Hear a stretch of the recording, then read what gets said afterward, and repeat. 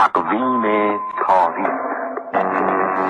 از شما دعوت میکنیم به قیمت سکه و طلا در معاملات روز گذشته بازار تهران توجه فرمایید. هر سکه تمام بهار آزادی دیروز در بازار تهران به قیمت 608,000 ریال عرضه شد.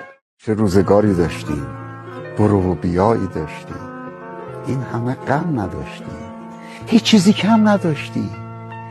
گلگاو زبون دوا بود، دوای درد ما بود.